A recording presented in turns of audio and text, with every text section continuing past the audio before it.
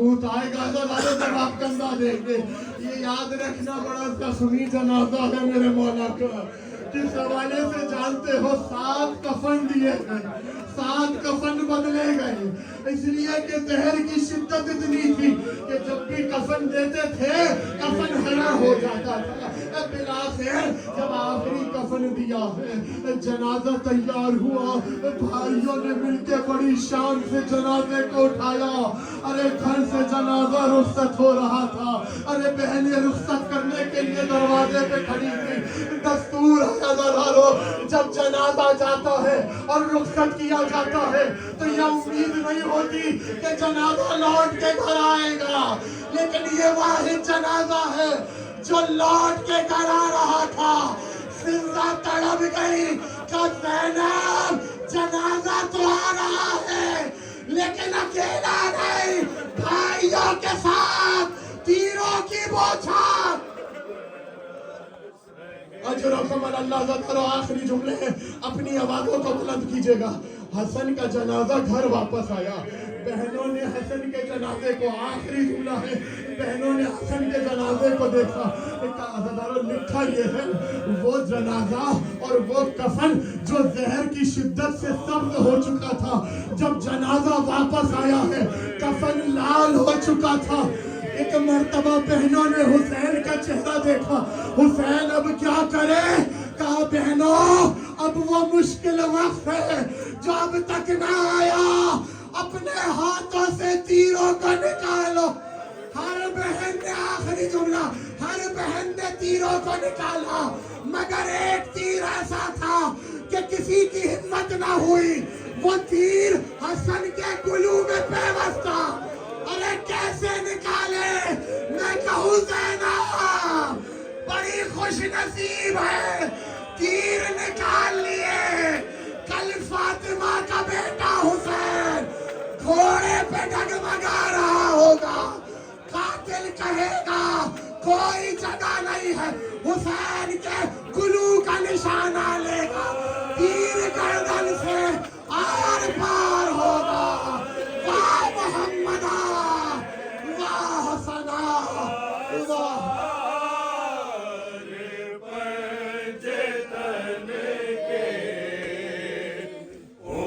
ओ